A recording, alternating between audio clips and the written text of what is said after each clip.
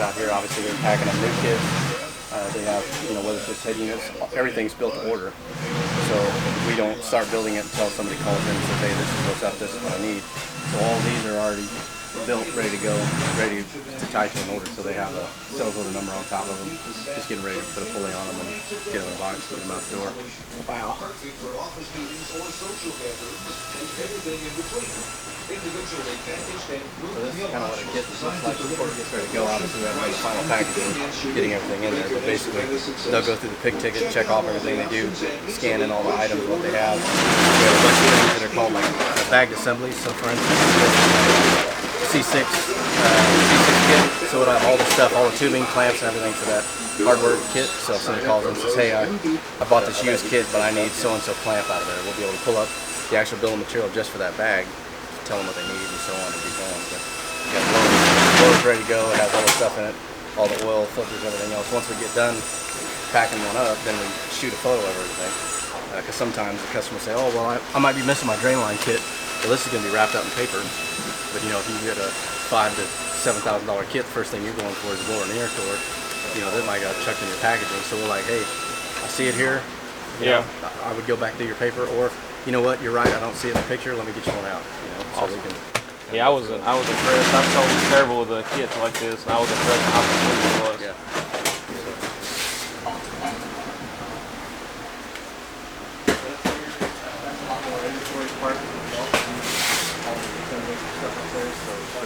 For all of our bracket kits and bracket bags, and for instance, when you got your crank drive and all the parts that are in those bags, they'll go through and actually build that assembly out there before it comes down here and gets ready for our box. So, but there's some kits that are already packed up, getting ready to go for the day. And how many packages are you usually ship out a day? Well, I can't really say an exact number, but it's a lot. It's a lot. Yeah. So this is some of the intake manifolds we make, a couple different ones. So we now have our C8 Corvette kit. So this is an intake manifold for one of those. It's obviously not got all the components because it's missing the lower section. So basically we have our own air to water intercooler in there. So we build all that stuff here. On the bottom is one of our C7s for like a C7 or LT4. Yeah, I think a C7 is one of the kits that I had sold. Yep. So for our LT1 and LT4s, you can do, we have our own intake manifold that you can do for those. But that's the one on top, for C8. So that's what that one, that's what that full setup looks like for C8. That's awesome. So,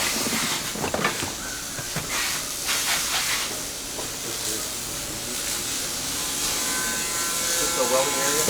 So obviously you can see he's holding up stuff, actually working on some industrial parts there. But those are some Mustang intercoolers over there that are built up. So all that stuff you see, I mean, it's all hand welded right here. We use American cores. We do all the stampings here local. So when that stuff comes in, we can, cut and shape the intercooler whatever size it needs to be, and then we can go from there. So all the intake intercoolers and everything like that.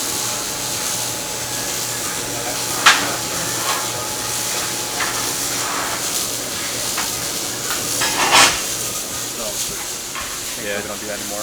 Easy just to get that welded up. Yeah, and we don't do gears internal.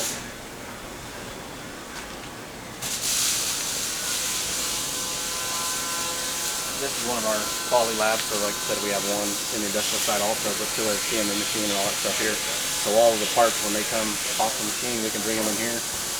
They can actually measure up all of the KPCs and everything else they need to do right here. It's a sophisticated measuring device. Yeah. Well, that one over there, that one right there, you can actually plug in the print for the part, and it would go through and automatically test all the dimensions that it needs to do. So anything that you have that you're looking for, you'll be able to test them all, bearing boards and everything else, all automatically. It's crazy to see the inside workings of all this. I've been ProCharger for a while, and I've never been here, so it's pretty awesome to get to swing by. Yeah. And I know it's kind of messy because we're busting up the seams. That's why we have so many different buildings and all the different stuff. But we're trying to get everything squared away and looking neat, but also in. I'm gonna say y'all are utilizing every square inch. We absolutely are. Because we have, even the stuff. It's up, down, left, right. Yeah, so obviously these are all the hazards. We make around 40 different models of superchargers, all the way up from our A1 all the way up throughout the new F4X 144. But there's also different versions of it. We make different clockings for different blowers, different rotations, so there can literally be, you know, there's probably 500 different iterations that you can get of a particular model or something like that. This is currently the size we run on my car. Yeah. It's not. Yeah, so there's a lot of different stuff we get from there. So here, this is our precision assembly area. So we've actually got a F4X up on the bench right now that he's going through. But all of the precision assembly stuff happens in here. So new blowers, rebuilds, upgrades, all that stuff happens here. You'll see a bunch of impellers stacked up on top. So those are all completed impellers off the machine, balanced. In that back room there's a couple balance machines to do all that stuff. So they're all ready to go. The guys can just pull apart and know that when they put it on there, it'll be ready to go. But all of those are also serialized to the blower. So we'll know exactly what's up. If somebody says, so I had my supercharger rebuilt by you guys and now I've got an issue, well, we'll be able to pull the impeller off and see is it truly our impeller or did it come from somebody else? And we'll know straight away. I'm guessing like all companies, y'all have people that try to duplicate all the time. Wow. And a lot of people that say they can assemble our stuff cheaper, they can repair our stuff, do all those kind of things. But 9 times out of 10, if you have your blower serviced anywhere else, including your house, we usually will see it shortly after.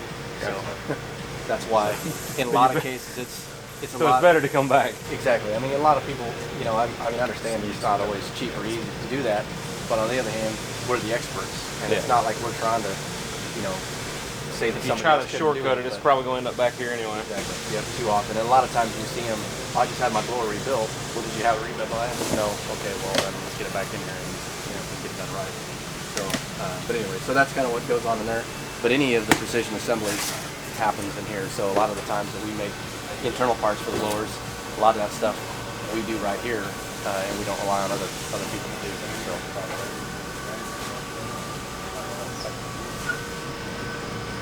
That's where the magic happens.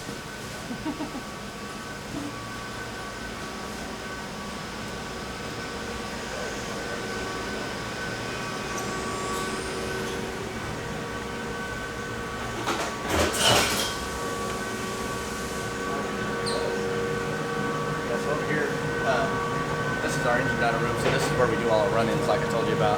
So every blower that we build goes on an engine, gets run in. That's a 2,000 horsepower big block Chevy, so it's got a 121 and a gear around on the front of it.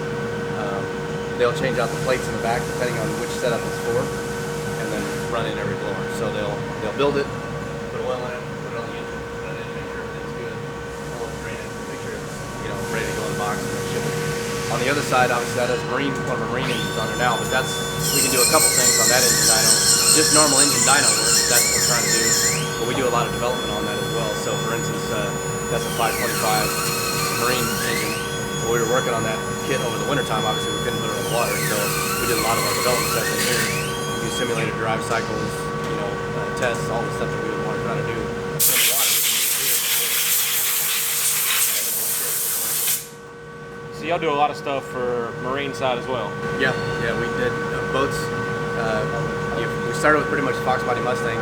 Corvette and Marine came second and third. You know, so we've been doing that stuff for almost 30 years. We got a couple 5-axis CNCs. These are making all the impellers right now. So Now this is awesome. So they're taking. So we cut all the blanks over there, and then they'll go on one of the 5-axis machines and actually make the impeller. So that's what's going on now.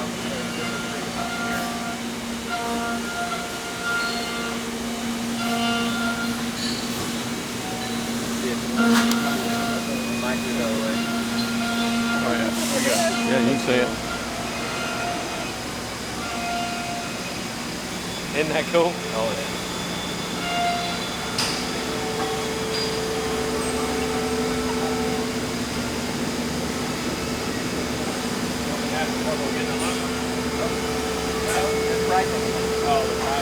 That's where all the horsepower is made in there.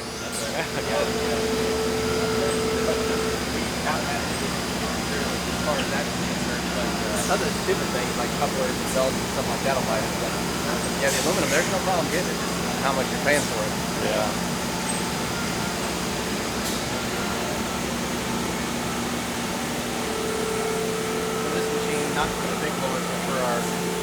P1SC, P1X, P1SC, P1X blower.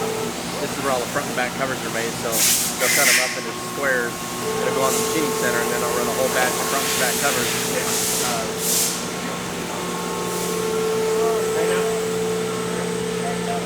that's what they're doing here. Basically, this machine will go in there and do all the tool paths, the bearing boards, O-ring grooves, pretty much all the pieces.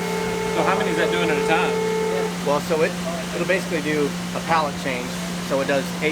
It'll do 4 front covers and 4 back covers. So and it knows what position it's in. So you see, this got front covers right there. The other half that's actually machining right now is doing back covers. So it'll rotate in, change all the tools like that.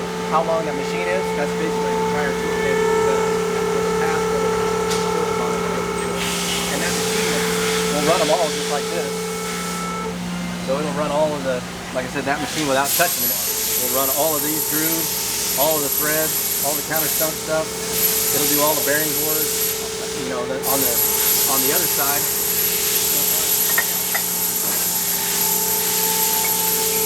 It's doing O-ring grooves, the small holes, pretty much everything. That's wild that it can do 2 different things all in the same set. Yeah. And it just keeps running them. So it'll run this pallet, and obviously it rotates through. When that one's done, it's going to rotate in the other one, and then they'll. So does this machine run 24 hours a day? Nearly, yeah. I mean, it doesn't run on the weekends, but we run 2 shifts in the machine shop to try to keep up. So, yeah. Rules and everything that has to be for electricity consumption and all that other kind of stuff.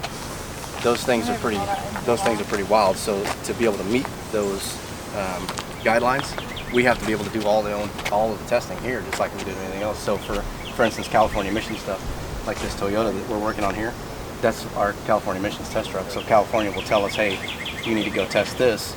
So then we'll have to go buy a vehicle, and then we do all the testing here. So the corner right there is one of our, that's our chassis dyno. We have a second one up the street, but that chassis dyno is we have 5 gas analyzer and all the other sort of stuff. We can basically do everything that you can do in a California test lab, except the actual bag of the vehicle. So we do all the testing here to make sure it's good, and then we ship it out to the lab there to do the final testing and sign off for California. But so. Not you only have to do that every year or so? We have to do multiple every year. Multiple? Yeah, so it just depends on what it is. Like, and it all depends. So some of the stuff that you see around here, like our Sierra, that Toyota, the F-150, the storage, we got a bunch more cars. So those are all vehicles we've had to buy over the years to do California emissions testing. So it doesn't matter what it is. We have to buy it, own it, and to be able to do testing on it. So we've spent, hundreds of thousands of dollars just on vehicles that's all it's been done. So once we get done with that, we'll keep it around for a while, make sure everything's good, and then we'll resell it. Just because, sell it all. Yeah. I need that Ford over with a ProCharger on it. It's the right color and everything. So that's the truck. So right now that's the one I'm dailying. Oh, imagine that, huh?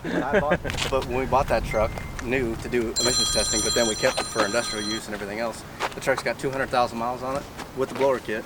It still gets 21.5 miles a gallon. So 200,000 miles with the blower kit, yeah.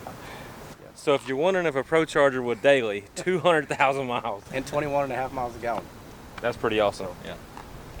That is awesome. Yeah.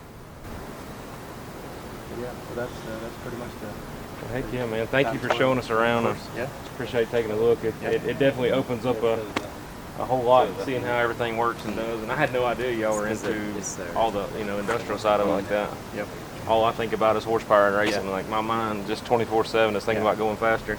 Well, the big thing about doing all the different things that we do, whether it's street cars or industrial, whatever the case is, we all try to make each other better when it comes to this. The stuff that we learn on the industrial side sometimes, as far as durability and usage and all that, translates to what we can do on the automotive side. But sometimes the efficiency and the cool factor of what we do here helps sell some of the industrial product, because you might show up at an industrial show that is a snooze fest. Then you start talking about Corvettes, and then everybody's excited. That's right. So that's a lot. So that's always good too. But but also to have all that expertise here. The people that can design from the beginning, make all the own stuff here. All of our production people, all of the engineers and designers that do all this stuff, to be able to have all that expertise is here nice too. Because again, on the industrial side, we build all our PLCs, all those cabinets, all that stuff. I mean, it's all our parts. We're control freaks in the sense that we don't like to send anything out. We like, if something happens, we want it to be our fault, not somebody else's fault. Gotcha. So it's good and bad, So For sure. Anyway, but that's what we do. So. Well, man, thank you again. We're gonna get out of your hair, but I do appreciate you showing us around, and look forward to trying to put one of these things in the winter circle. Yeah, we hope so too.